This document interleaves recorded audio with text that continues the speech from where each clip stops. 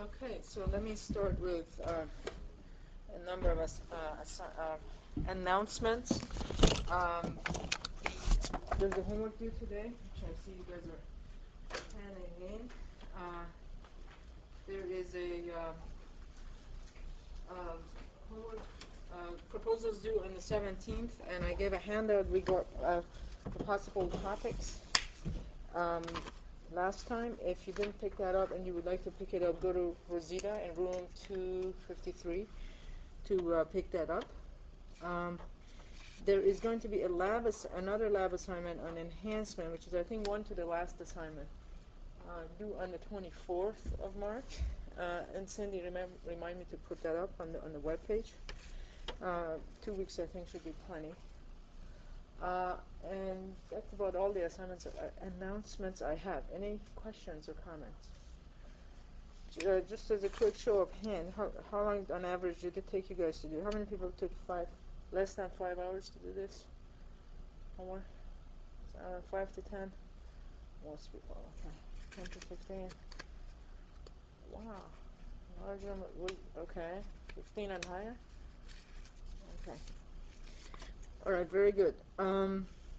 Any questions or comments about the term project? Actually, I thought about another quite interesting topic, more in the mainstream of image processing, for those of you who haven't picked one, aren't happy with what I said before, and that has to do with multi-frame image enhancement, where you first align and register multiple frames and then try to enhance the resolution of an image. And that's used all the time for video printing. It's used all the time when you take multiple pictures of the same scene and you want to come up with one image that has much higher resolution but is of the same scene. So if any of you are interested, and it incorporates a lot of the enhancement restoration stuff that we're talking about in class, so it's kind of more in the mainstream of image processing. If you guys are interested in finding out more about it, come talk to me. I can point you to some references that you could potentially use to do that topic. Any questions or comments? We have a 14 blank sheets and no more, so I better conserve as I write. Actually, Cindy, would you do me a favor and try to get a little bit more blank sheets, given my handwriting, I never know sometimes. So what I'm going to talk about today, oh, you got it. I mean, you had it on your own. This is your own stuff? Oh, okay. Very good. Thank you. 15, I'll usually go through 18 so that we don't have to end up dealing with this in the middle of the lecture. So what we talked about last time was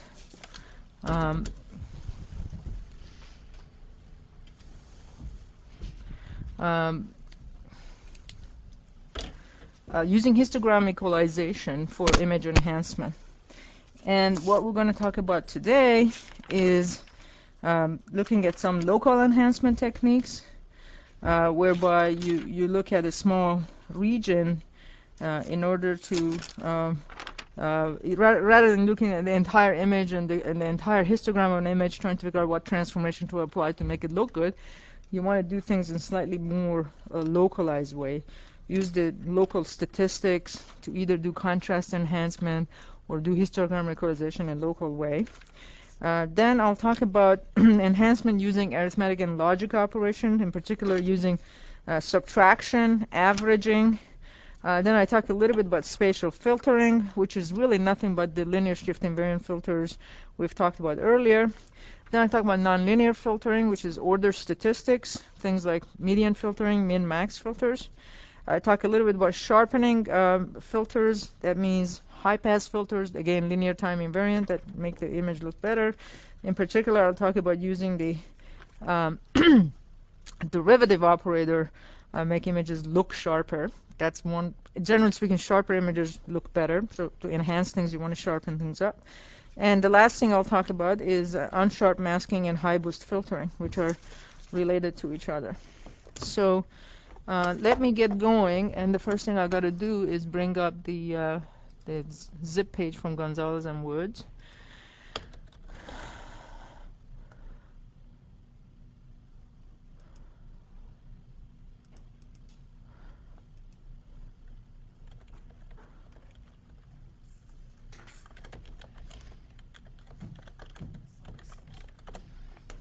Okay, open.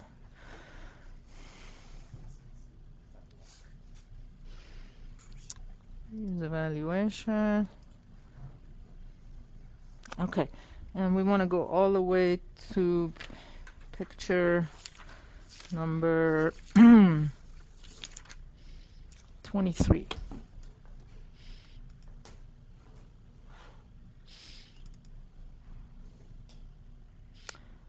Oh, that's chapter 4. Okay. Wrong one. Wrong one.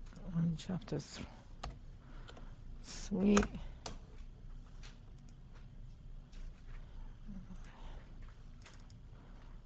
23.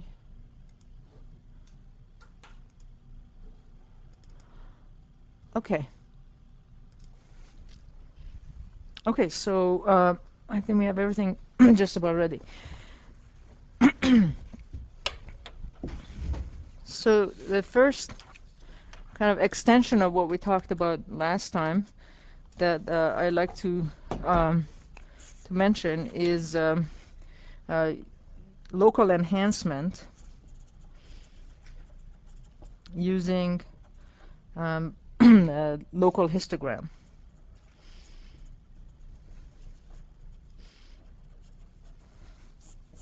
Okay, so the basic idea here, yeah, we're done here, great. So the basic idea is that you want to define some sort of a square or a rectangle neighborhood around each pixel, and then move the center of this rectangle across your image.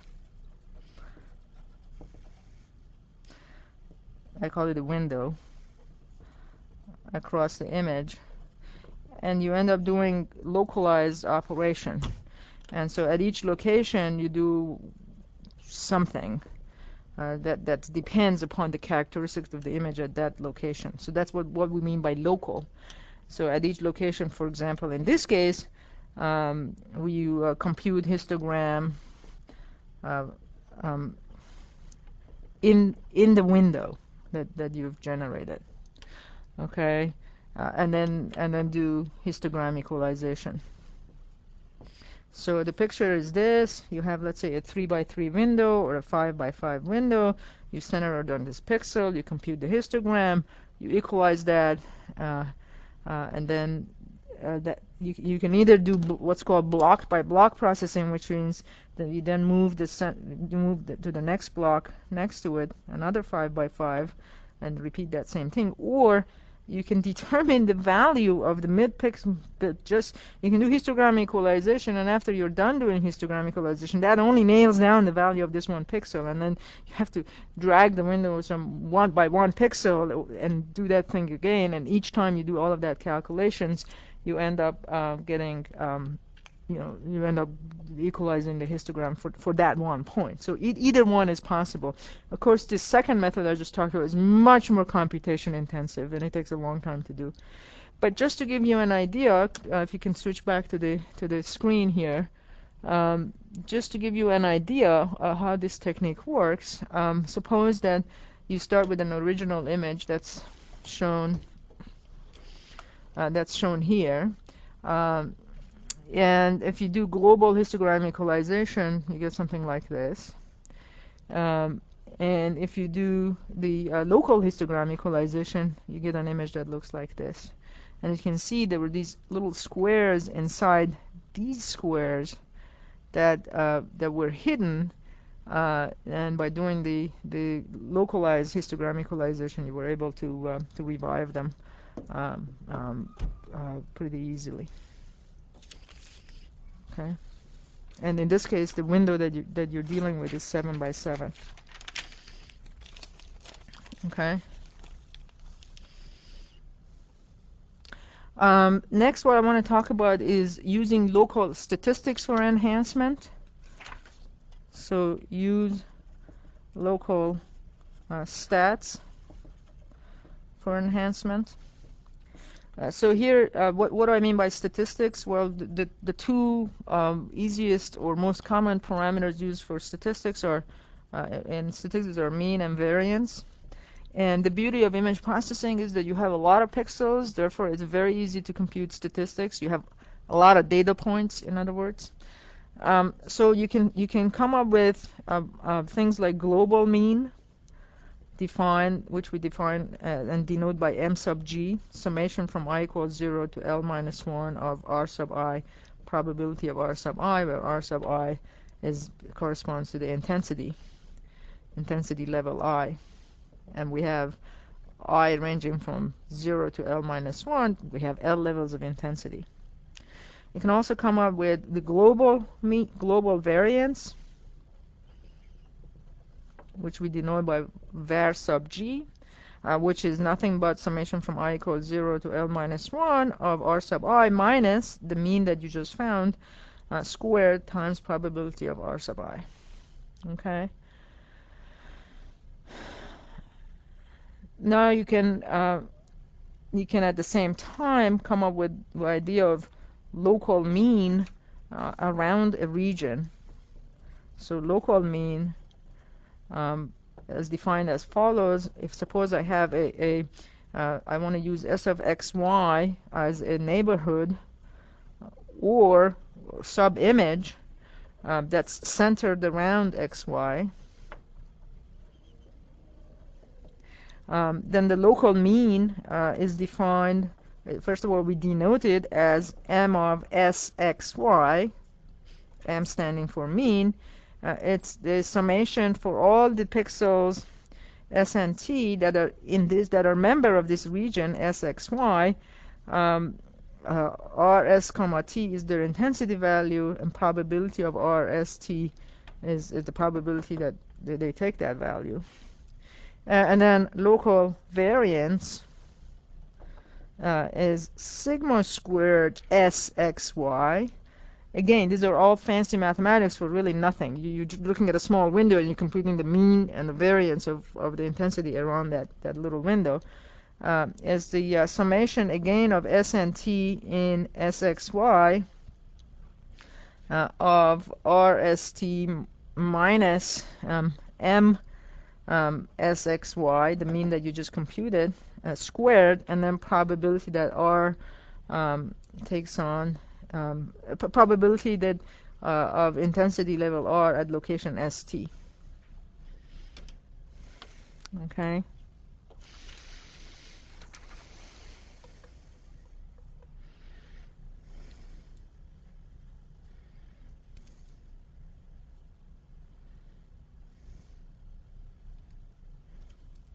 So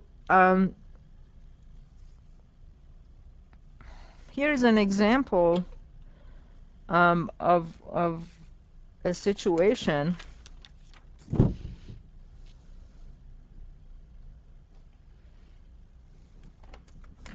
so here's an example of a problem or a situation where we might want to apply a technique like this. Suppose that we have a picture, if you can switch back to the camera, that looks like this. This is the SEM of a image of a tungsten filament that's magnified by about 130 times. And I don't really I have a hard time looking at it on the monitor here, and I bet you definitely have a hard time finding it here. But you see these things wrapped around very easily, but there's a shady thing. There's a shade of white here. Do you guys see that on the monitor? Hardly. Well, I mean, actually, that's the beauty of image enhancement. By the time we're done with this example, you will see it. Okay. So here is kind of the goal of what we want to accomplish. Our goal is to enhance these dark areas because there's something going on here, while leaving this light area as unchanged as possible. You want the bright area not to change that much. You want to keep that, but at the same time you want to enhance it. So you can easily imagine whatever you want to be doing has to look at the local mean of a particular pixel. Whether you want to change a region has to do whether its local mean is high or not. If the local mean is high, you don't want to change it because that's our mission. Somebody has told us don't mess around with the bright parts of this image, but try to enhance the dark parts. So what you do is adaptively you compute the mean around each neighborhood, and depending upon whether that mean is high or not, you want to enhance it. Okay, and the second thing you want to do is if you found kind of a dark region and you found that the contrast is low, and what do we mean by contrast being low? Well, a very simple definition is that the variance is small. Then you want to enhance that. You want to boost the variance. Okay, you want to boost the signal. You want to multiply by a large number like 5 or 10 or 4 or some number that brings that out. Okay, so there's two things going on. If the mean is too small, that means you're in the dark region, and the contrast in that region is small, that means the variance of that small region is small, you want to boost up the signal. So how do we do that? Well, we use exactly, if you can come back to the paper, we use exactly these local mean and local variance quantities that we found. Okay, so coming back here, the goal is to enhance the dark areas while leaving the bright area as unchanged as possible.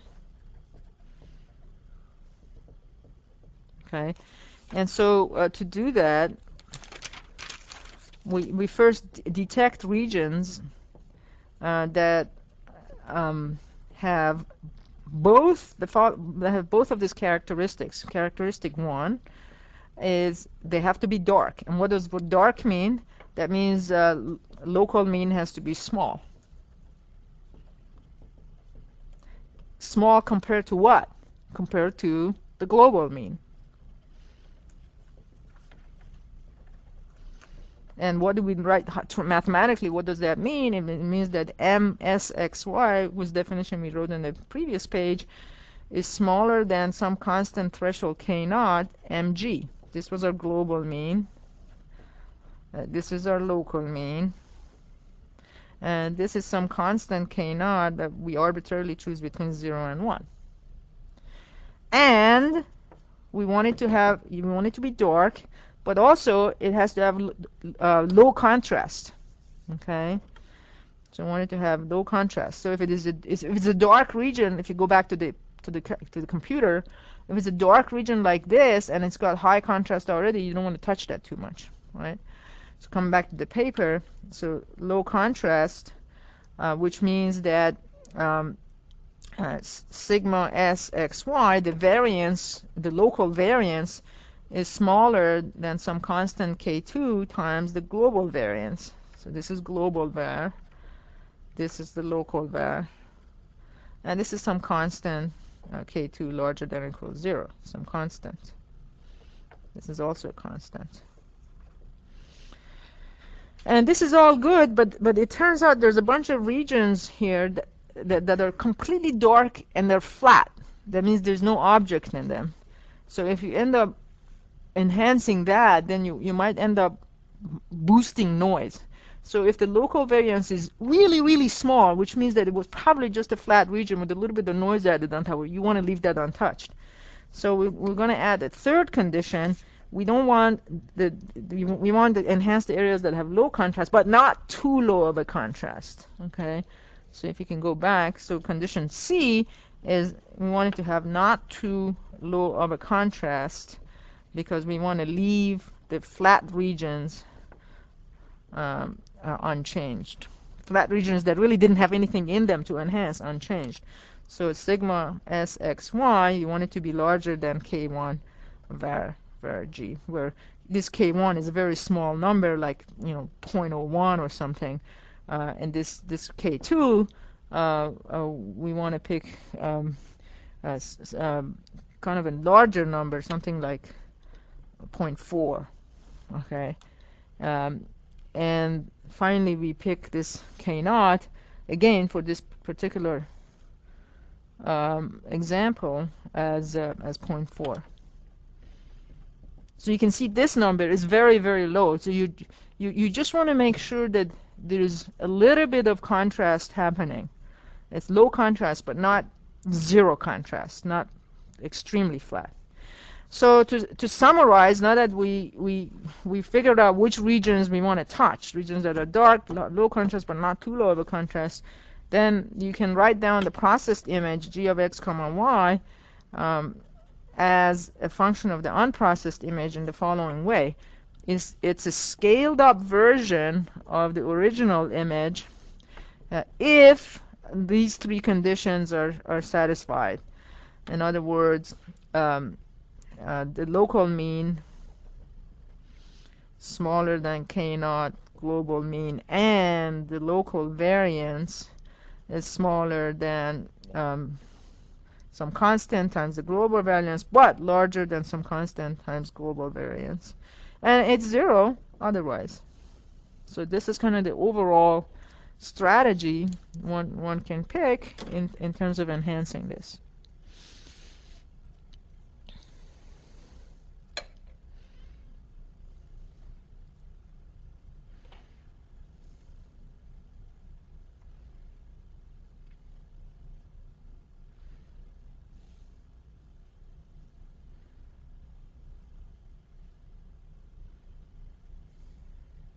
Okay, so how does this thing work in practice? If I go switch back to the camera, I'm going to show you three pictures. None of these is an enhanced picture yet, so don't panic. So this picture is the same as what we had before, except that for every pixel we've replaced it by its local mean.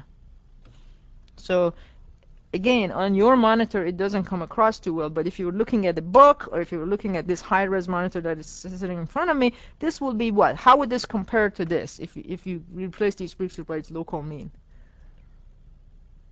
What effect does replacing my local mean have?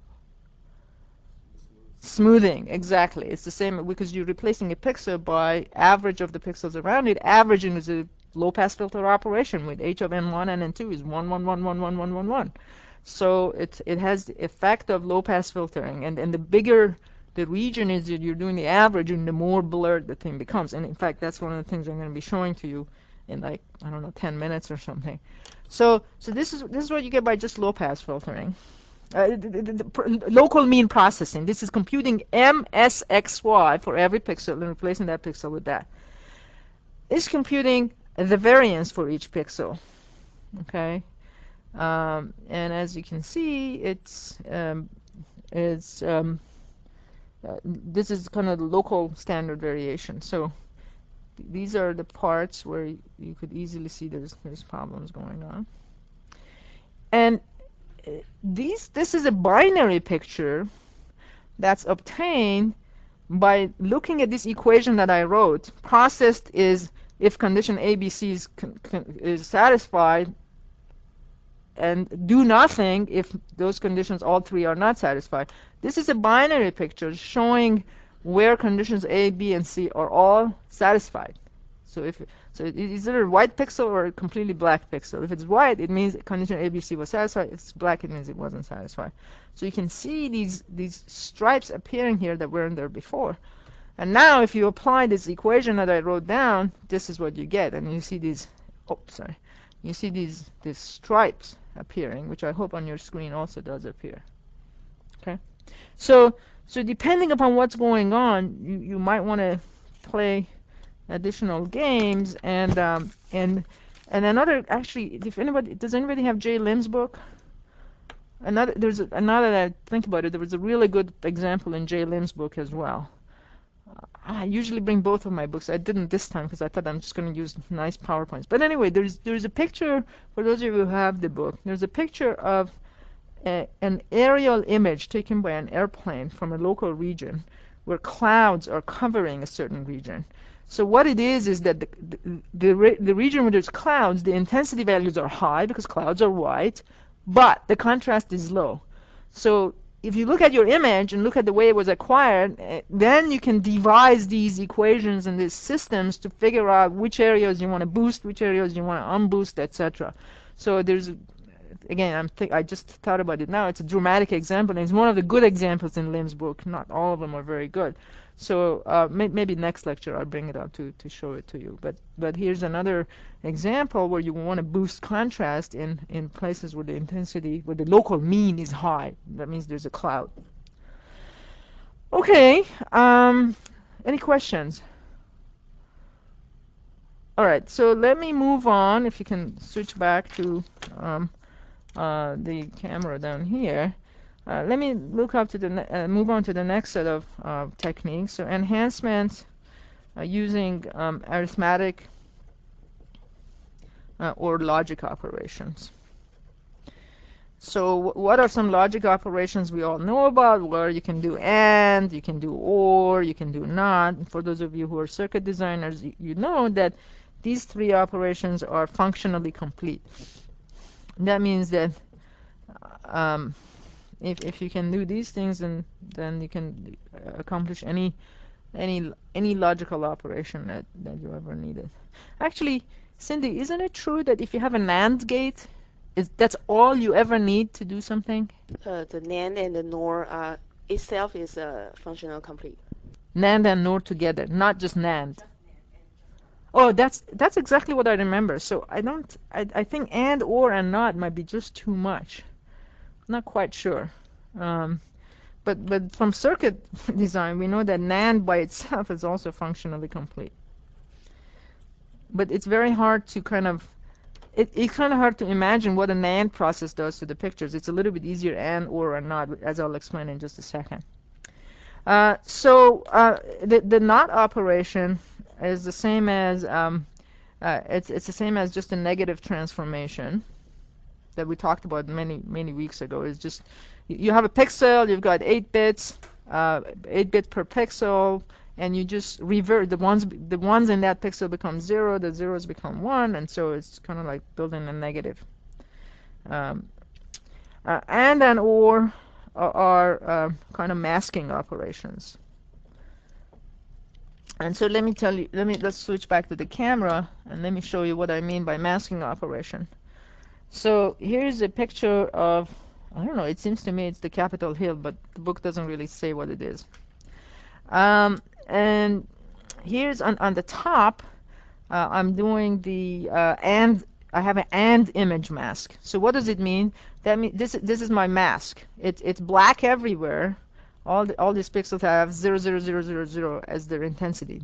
And every pixel in this region has 1, 1, 1, 1, 1 as its intensity, the brightest possible way. Now if and each pixel here has 8 bits as well. So if I AND this mask with this, essentially I am grabbing this part of this building and I get this, right?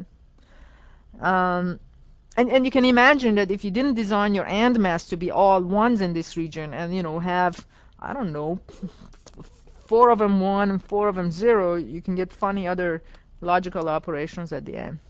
And here I'm doing the opposite. This is an OR mask where all the pixels here are completely white and the pixels that are completely black, and I OR this with this image, and again I get the top of this thing. It's just that the rest of the image here is black, the rest of the image is completely white. But you can play funny other games with this as well. Okay. Coming back to the paper, I can also do another one of the arithmetic operations I can do is image subtraction as a mathematical operation. So what does it mean is I process or enhance an image to get g of x comma y by starting with f and then subtracting some mask from it. Okay. And the best way of looking at this example for this, again, if you switch back to the computer, is this. This is the fractal image that we had. I think I showed it to you last time, or and on the upper left. And in here, every pixel is quantized to 8 bits. Here, I have set the 4 least significant bits of every pixel in this image to 0. And there's absolutely no wonder that visually you don't see any difference between the two things, right? From what I mean, and if you really looked at it very, very upfront and very closely and all that, I mean, I look at it here. I can let me not lie. Do I see a difference? I mean, a little bit of a difference. Actually, my eyes aren't really the best. I wear contact lenses that are like 5.5, and they're not ever on the spot. Anyway, honestly I can't tell the difference in the book either. So what we've done is subtracted. We've set the 4 least significant bits of this to 0, and now we subtract this from that, and we get this, which again you see nothing. But now I apply histogram equalization to this image, and I get this. So finally, you can see this is the difference between these two things. And so the difference operation reveals the difference between two images that are important. Where does it get used the most in image processing community? When you go to conferences. I know you haven't been to too many of them, or any of them maybe, but where does it get used? When people do compression, they say, oh, I did this and this and this to this video, and this is the reconstructed picture. Or it doesn't even have to be video, it could be just an image. And people say, oh, I can't tell the difference between the original and reconstructed, and say, subtract. When you subtract, ideally what you like that signal is to look kind of whitish. You don't want to discern any lines or features in that subtracted image that was in the original. If you do, that means your compression wasn't very good. If you don't, and it looks kind of like whitish, then that's a sign that that you've done a very good job, right? Because if you see lines, that means some line got blurred out in the reconstructed images. Okay, so another example of another real-life example of subtraction is shown here. So what we have here, it's called mask mode radiology. Okay, so what they do is they take an X-ray of a part of a body of a patient, which is shown on the left. Okay, I think this is of a head, of somebody's head, and supposedly here is like the spinal cord. Don't ask me why this is a head. It doesn't look too much like a head to me either. But then what they do is they inject a contrast medium, like I think in this case is iodine something something. What's it called?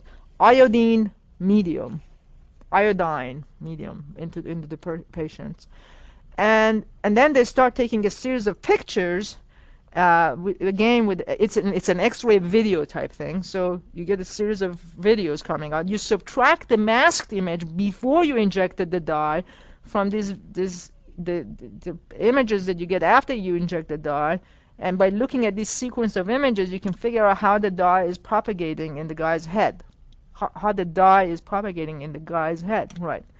And so you can see that these bright areas exactly correspond, I think, to the veins, or I forgot the difference between arteries and veins, but the bloodstream, let's say, of this guy. What's another example where you inject something, the contrast agent? Angiograms, right? I forgot where they insert it, either here or here, and they pass a tube, and then when it's at the right place in your heart, they blow a balloon that opens up some arteries that were clogged before because cholesterol or fat or whatever the reasons were.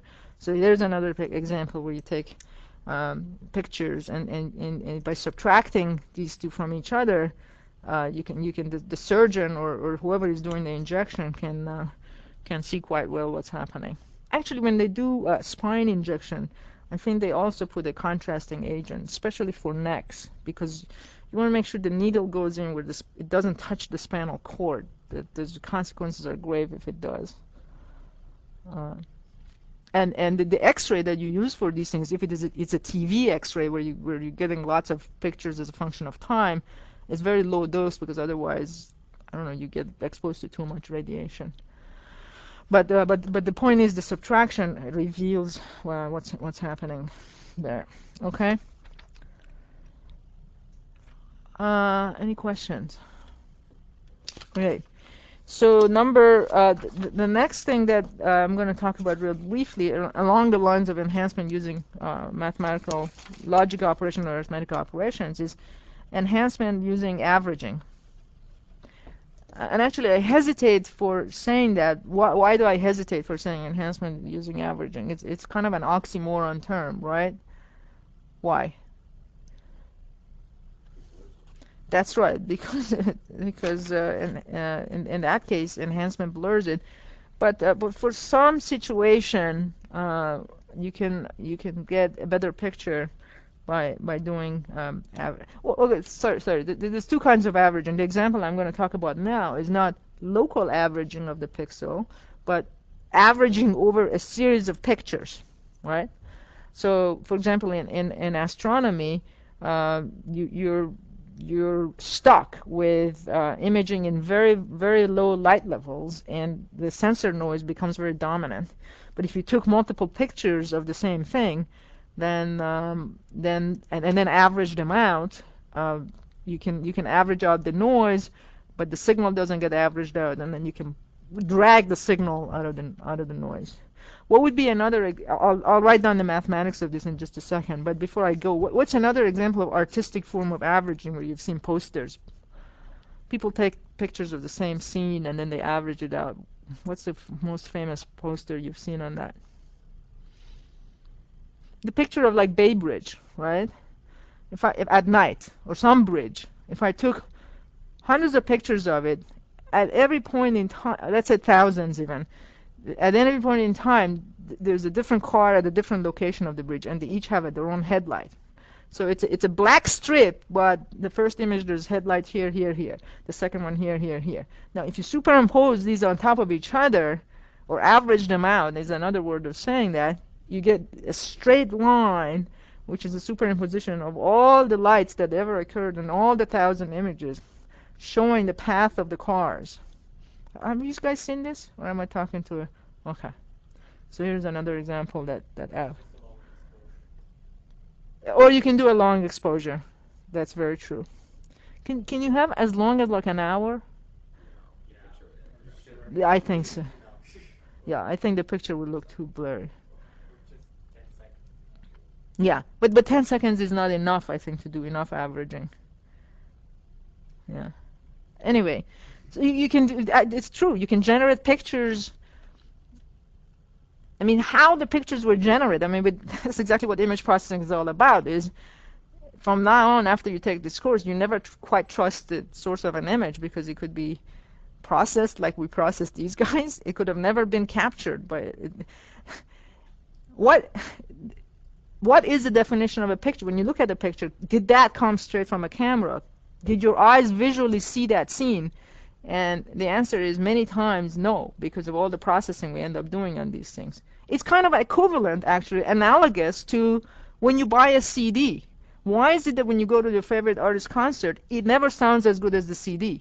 Why do you think that is? It's not that because during that recording he paid a lot of attention and he slept a lot the night before and the musicians were alert. None of that. It's not that. Because it got recorded and it got post-processed. They applied fading, they reduced noise, they boost high frequency, all of those things. And on top of that, it's in a controlled sound room where there's, walls are designed appropriately. You know, a million tricks went into making that CD sound fantastic. Now, when you buy that, when you go to the concert, you're hoping that you can have that same experience. But, well, you could argue, though, well, you know, a million tricks was played, but it was recorded on a media. And as long as it was recorded, there was temporal sampling, there was amplitude quantization. So you might, you know, when I was younger and I used to go to concerts, I would say, really, I want to go to a concert because I want to hear the low distortion, high fidelity version of my favorite artist. And then you go there and you're so disappointed. It's in a huge stadium, the acoustics are terrible. Even if it's not in the stadium, let's say it's Zellerbach Hall, the acoustics are terrible. And besides, on top of that, none of the tricks that were played for post-processing that audio was ever applied. So that's why I never go to concerts anymore. Better to buy the CD and live with it, you know, the amplitude quantization and this discrete sampling. Oh, I love those because they're good. And besides, you can listen to it at your home as you're reading a paper or something like that. Okay, so the same thing with images. When I show you a picture, of this Bay Bridge thing, in real life, you might never observe that with your own eyes, right? It could be a result of a lot of manipulation, and that actually, by the way, that causes a lot of issues for forensic type cases in courts. Where forensic experts start with images and then they manipulate it to enhance something versus another, and it gets very close to this boundary of being ethical versus unethical if you process images. Okay, actually, the most famous cases is you can take a picture of someone that's in a compromised position and just remove the head and put someone else's head, and there you've compromised whoever you didn't like. Okay, so enhancement using averaging. So what do I mean by that? So I've obtained some image, g of x comma y, which is f of x comma y, plus some noise. And strictly speaking, you see, we deal with noise and restoration in the next lecture when we get to the restoration chapter. But for now, let's just for enhancement purposes, let's talk about it anyway. So we assume we have obtained a series of noisy images. Okay. And which we call g sub I of x comma y. And what we do, averaging, what it means is you just build the average of that by summing k of them, summation from I equals 1 to k of g sub I of x comma y. So if you do that, then what can we say about the expected value of g bar and the variance of g bar? Well, the expected value, and fundamentally, what I'm assuming here that my noise is uncorrelated from pixel to pixel with itself and with the image.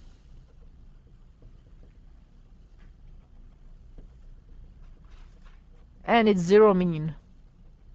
That means if I take an average of it, the mean is 0. So what happens if I take the expected value of g bar? I bring this in, and it's the expected value of f, which f is deterministic, so it comes right out. But because the expected value of this is 0, this is 0 mean, what I get is f of x comma y. So averaging is actually a good operation. The expected value of this is, let's call this, and if you're dealing with estimation theory, let's call this our estimate. We have these, and from these we want to come up with an estimate of the image. This is how we do it. So the mean of this estimator is the signal we were after. Is that good or bad?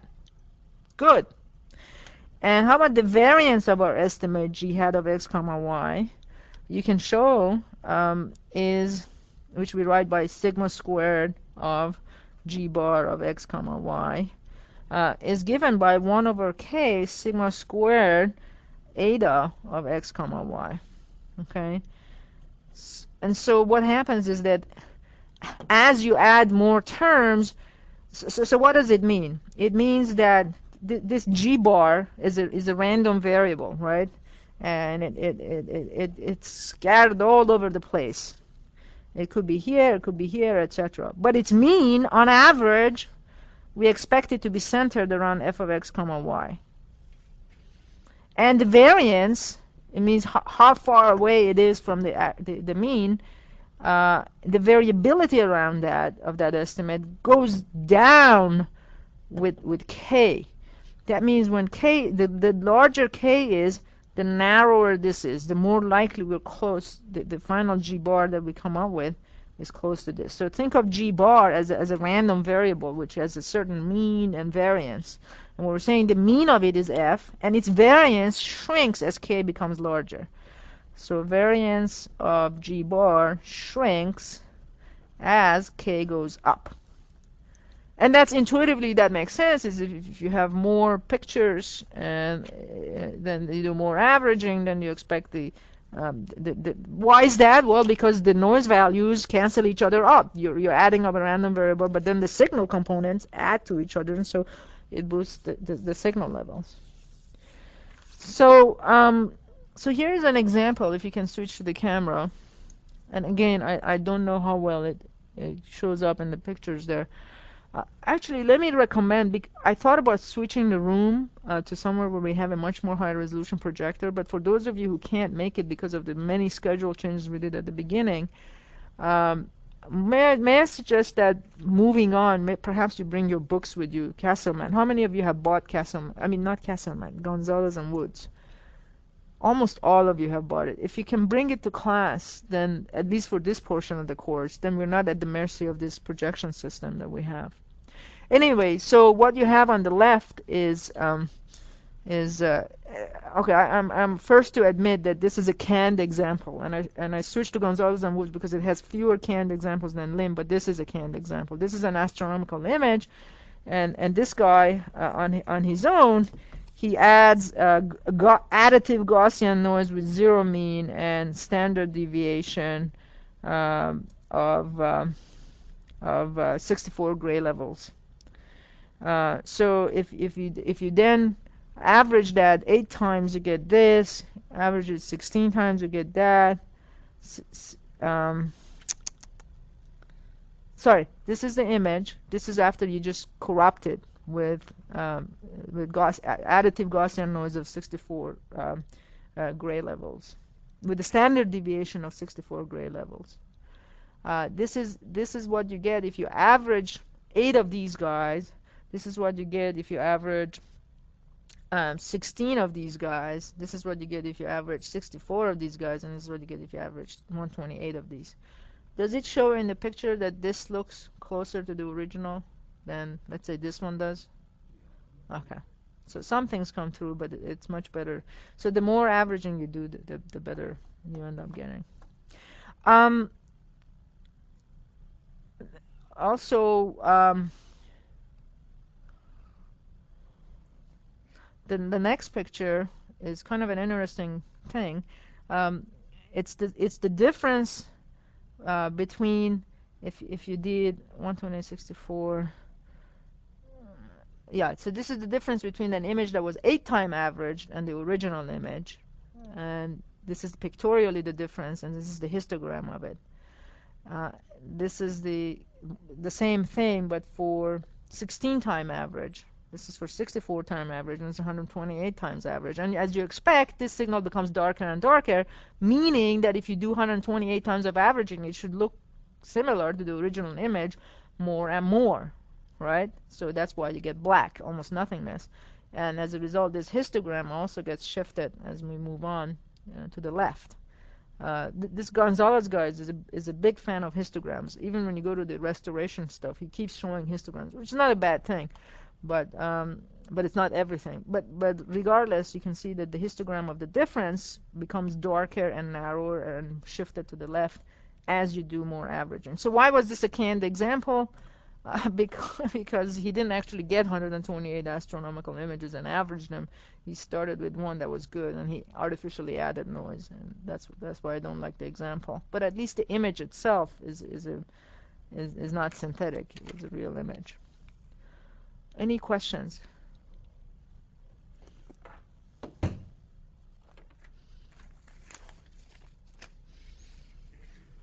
Okay, so next we move on to spatial filtering. And spatial filtering is nothing but linear shift invariant filtering of a signal. That's the stuff we covered at the very, very beginning of the semester. We even have done filter design on it, which is what the thing is you handed out today. So so basically what do we have? We have an image, and this is an example of an FIR filter, finite impulse response filter. You have a 3x3 mask. You multiply. So this is your actual filter with different weights for these 9. The 9 values of the filter are essentially the impulse response of that FIR filter. And so you multiply this weight by this weight by this weight by this by this by this by this, etc., to compute, and then add them all together and average it out in order to compute the output value at location in the middle. and then you drag the window and you just keep kind of doing that. It's nothing but FIR filtering. So let me, for the sake of completeness, write that down to remind you, for those of you who might have forgotten that. So come back to the paper. Spatial filtering.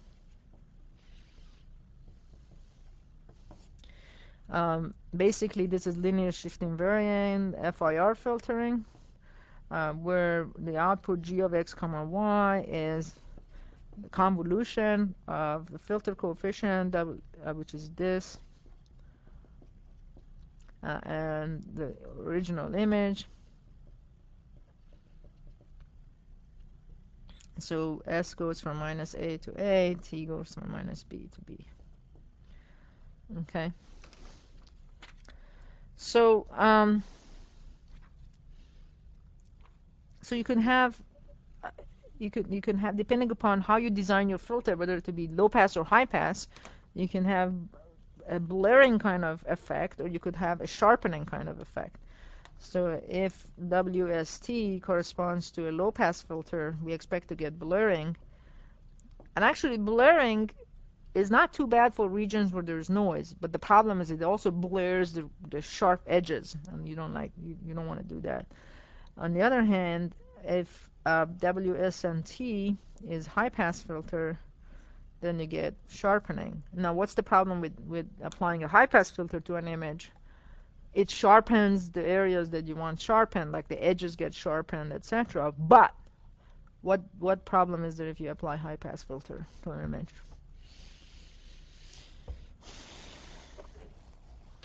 Anybody?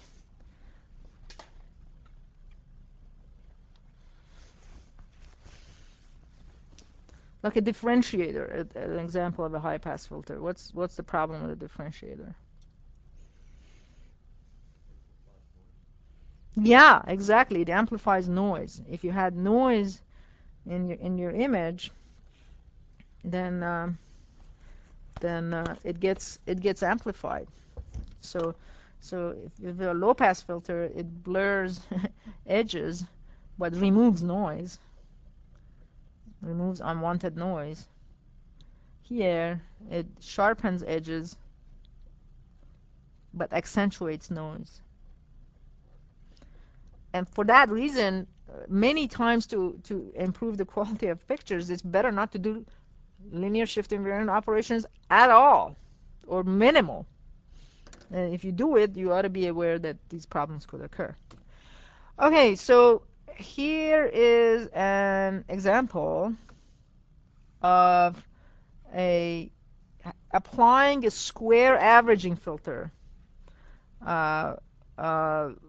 of different sizes to an original image. So this is your 500 by 500 image, and it's actually a pretty good image that this guy Gonzalez has come up with.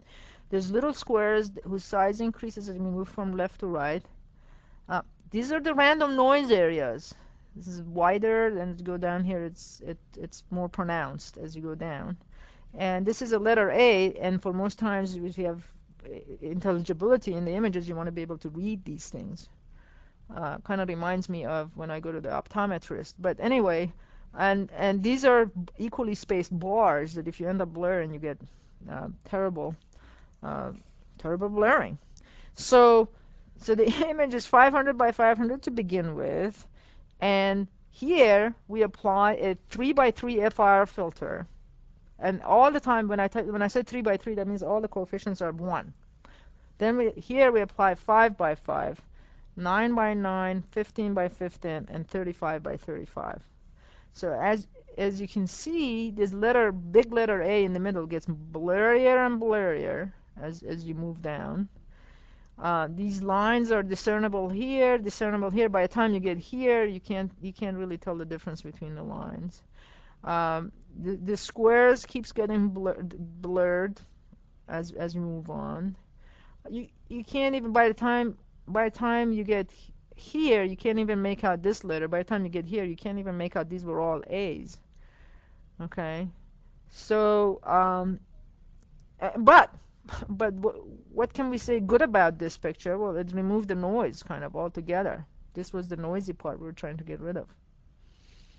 Okay.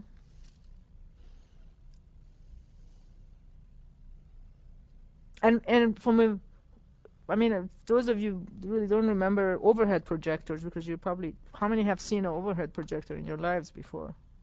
Good. They all, okay, you're not, all right, all right. Everybody uses this DLP thing. We forgot what. Anyway, what would be a good way of using an overhead projector to emulate that? Just turn that knob, the focus knob. What is that? That's the exact job of doing the blurring, right? Or in your camera, if you're taking pictures, if you're out of focus, then you get the blur image. Actually, in your own eye, if you become nearsighted or farsighted, essentially, the place where the focal point of your eye, instead of falling right on your retina, which is where there's high sensitive rods and cones that takes the image and sends it to your brain, it occurs either in front of it, the focal point, or behind it, which means the picture on the retina is out of focus. So, I mean, why am I going a long way? What does this remind me of? This reminds me of when I wake up in the morning and I don't have my contact lens on. That's all there is, right? You see this blurry kind of a thing. And then when you put your contact lens in, you turn from this kind of to that. So focus, being out of focus in any system, electronic, optical, eyes, biological, causes a hell of a lot of blurring. You can also, one example where the averaging can be useful is you start, let's say, with an image from Hubble telescope. There's too many stars here. You blur it out by doing a 15 by 15 averaging. And in the process of doing that, you got rid of a lot of the little noises. And then you do thresholding, so you end up with big stars. So here's one example where you can use this for enhancement purposes. Okay? Okay, so linear filters, we haven't really talked about high pass, but so far we talked about low pass filter. Has this problem of blurring. One good example of enhancing images is, for both enhancement and restoration, is to apply nonlinear filters. For example, median filters. Let me come back to the paper and tell you what I mean by median filter. Or generally speaking, using what's called order statistics. And the best example is median, but you can also have things like max or min, and I'll explain that in just a second. Well, how does median filtering work? Well, you look at a 5 by 5 or 3 by 3 window, you compute the median of intensity values over that window. And what does median mean? I mean, since you're students and you're, not you, but other students are so grade conscious, we all know what median means. Median is a number at which half the class is below you, half the class is above you, right? So I rank ordered these 25 numbers, and I figure out the point at which the intensity value at which 50% of the pixels are smaller and 50% are above.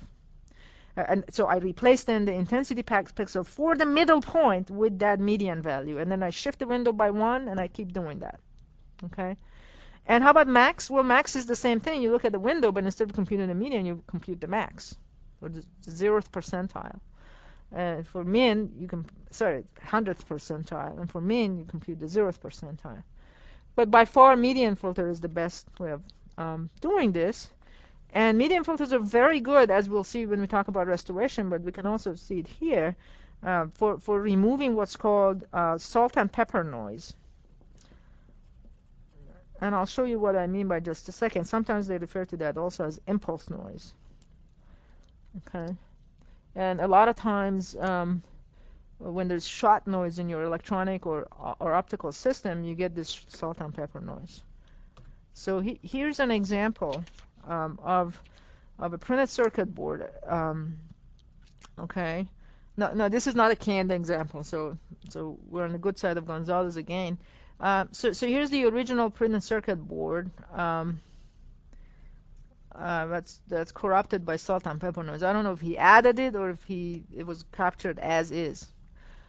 This is what happens if you do 3 by 3 averaging. It's still quite noisy. And then if you do the 3 by 3 median filter, you can see that a lot of the noise went away. You can see the sharp boundaries here. The grainy appearance that here has gone away. So this is a much cleaner version of what we had before. Okay, any questions?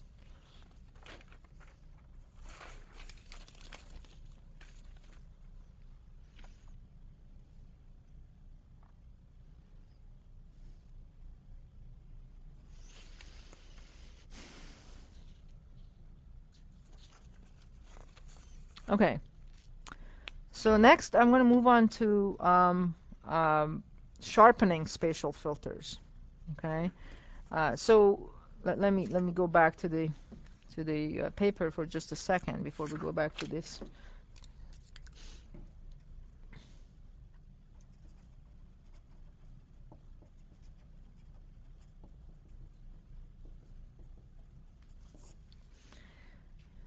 So the objective is to what? To highlight the fine detail in an image or enhance some detail that was blurred. So highlight or enhance some detail. So if I'm dealing with spatial filters, that's another code word for filling. It's an LSI filter and it's an FIR, but this time instead of being low pass, it's going to be high pass filter. Okay. And one of the best kind of techniques to enhance details is to apply derivative operators. Okay. Either first order or second order. First order means df dx. Second order means d squared f dx squared. Okay. And what are some kind of desirable? How do we define these derivative operators, given that we know what derivative means in like calculus terms, but we don't really know what it means in terms of when you're dealing with images which have discretized values. So ideally what you want is, for example, the first order derivative, what properties, if you have it in discrete domain, do you want it to have? Well, if it is applied to a flat region in an image, you want it to be 0. If it is applied to an onset of a ramp, when there's a change in an image, you want it to be non-zero. If it is along a ramp with a finite slope, first order derivative is non-zero. The second order derivative is the rate of change of the slope, and if it is applied to a ramp, for example, because the slope of a ramp is constant, you get 0. So I mean, all the usual intuitions that we have with derivatives. So if you have a picture, what's the best, if you have a one-dimensional signal, okay, what's the best way of defining the derivative? Well, if it's f of x plus 1 minus f of x is one possible example definition. Or you can just say if it's f of x minus f of x plus minus 1. It doesn't really matter. And the second order derivative, one plausible definition is f of x plus 1 plus f of x minus 1 minus 2f of x. And how do I get this? Well, I apply a derivative operator to this, right? So applying the derivative operator to that, you quickly get this thing. So just, I know this is a trivial example, but for the sake of reminding you why we do the derivative operator and how these things behave on, let's take a look at this picture on the computer again. So here's an example of a picture, and I think this is a synthetic image. And what this guy has done, he's taking a horizontal cross-section along this line. And if you do that, this is the profile kind of that you get.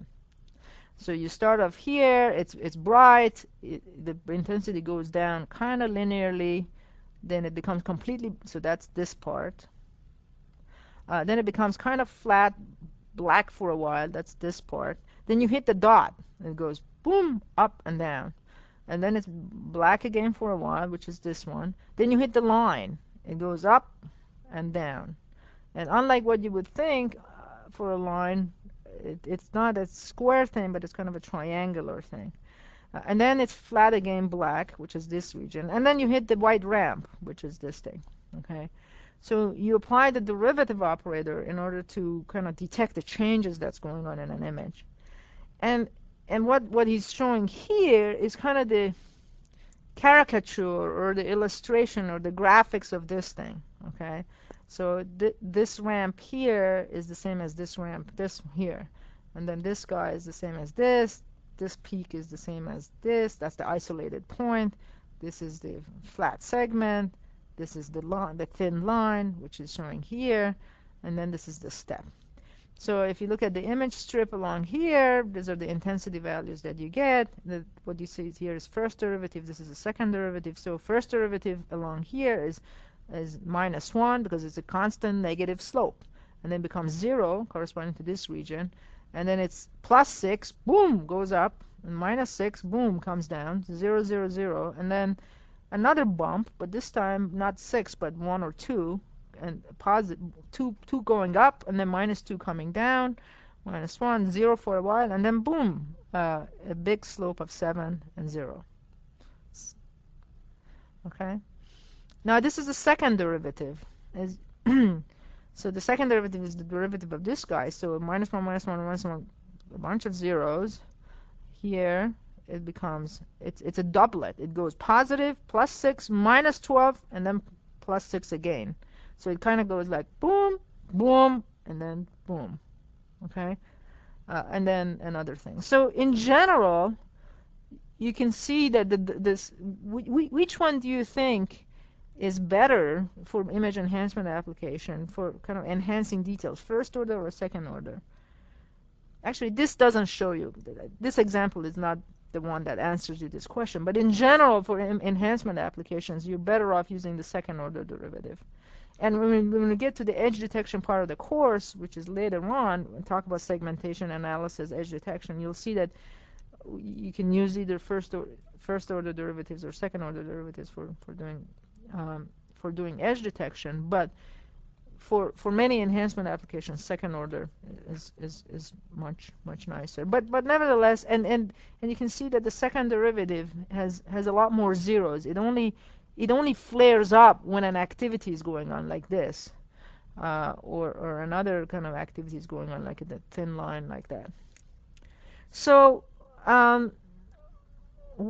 coming back to the paper here, what's the what second order derivative shall we use? The simplest isotropic one is the del square operator, which is the Laplacian,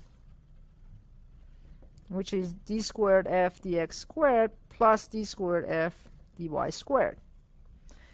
And for this guy, you apply this.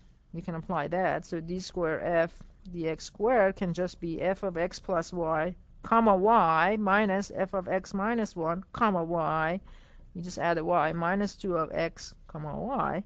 And d squared f dy squared, you can do f of x, comma y plus 1, plus f of x, comma y minus 1, minus 2 f of x, comma y.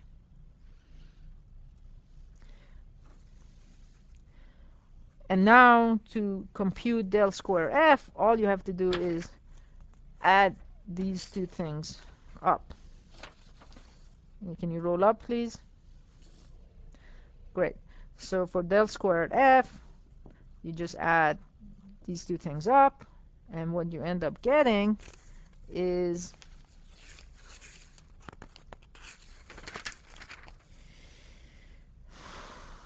f of x plus 1 comma y plus f of x minus 1 comma y plus f of x comma y plus 1 plus f of x comma y minus 1 minus 4 times f of x comma y. So if I were, so what does that mean? That means if this is del square, an operator applied to f, it gives me this. So is this guy del square f an FIR filter? Absolutely. And what kind of impulse response does it have? Well, minus 4, 1, 0, 1, 0, 1, 0, 1, 0. That's exactly what it is. This minus 4 is this one. These ones are here, etc. So this is N1, N2, etc. Okay? And if you can show that if you include diagonals, then the impulse response will become -8, 1, 1, 1, 1, 1, 1, 1, 1. So right now these diagonals did not contribute to the second order derivative. You use that, you get this. Okay. Okay, so what does all of this have to do with enhancement? We're kind of running out of patience and running out of time. Well, g of x comma y is nothing but f of x comma y minus del squared f of x comma y. The enhanced version is the original minus the kind of a high-passed version of the signal. Okay, and why do I have a minus sign here? Because this is a negative here, so I want minus minus. I want to get a plus here and then subtract these things from it. So let me show you an example of this operation.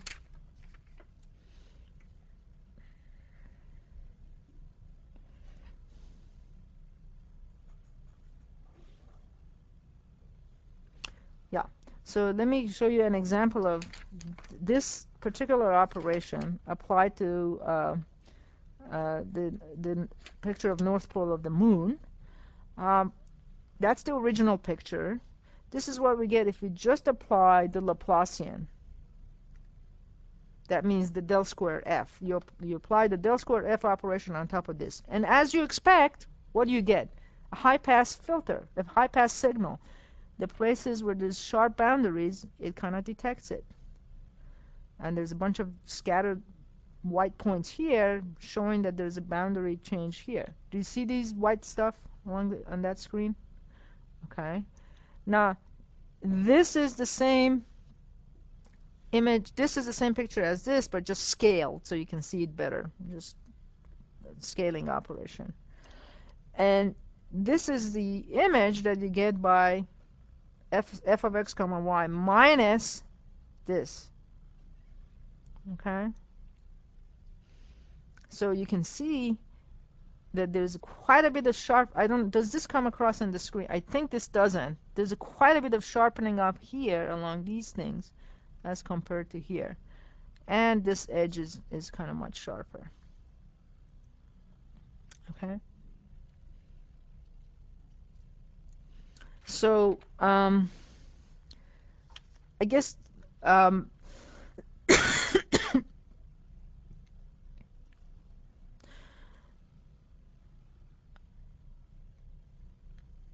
another variation of this thing, just for the sake of completeness, let me just show it to you. So another variation of this thing, so this is the mask that we just derived, right? -4, 1, 1, 1. And then I said if you add diagonal, you get 1, 1, 1, 1s everywhere else. Now, you can kind of do the negative of this. Sometimes people in the literature refer to the negative of this thing. Okay?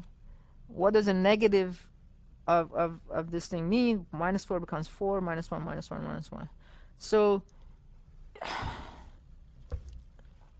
and this is kind of the negative of this thing. So if you use these guys, then instead of having f of x comma y minus del squared f, you end up having f of x comma y plus del squared f. But you shouldn't get tricked by that. What does multiplying the filter coefficients by -1 do to the filter in the frequency domain? Anyone?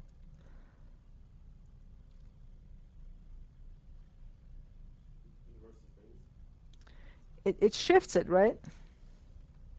So -1 times times the filters. Let's see.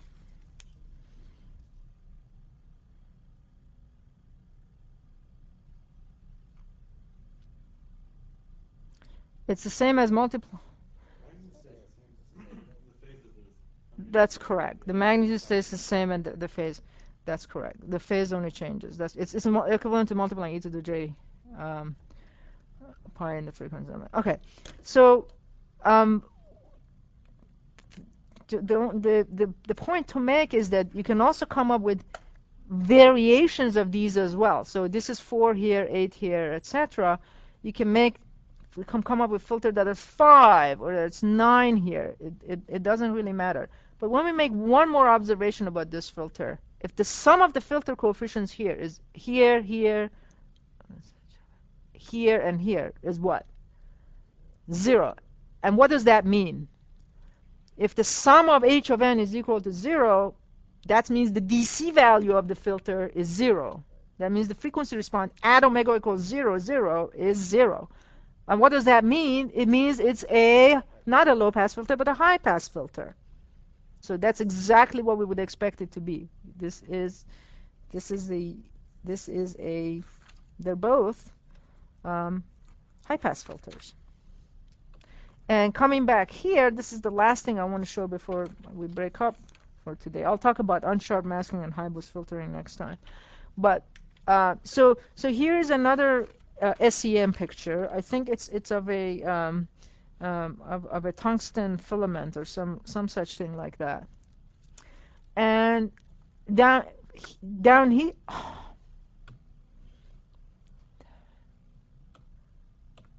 yeah, down here I applied this Laplacian, and here I applied this other Laplacian to it. And as you can see, this picture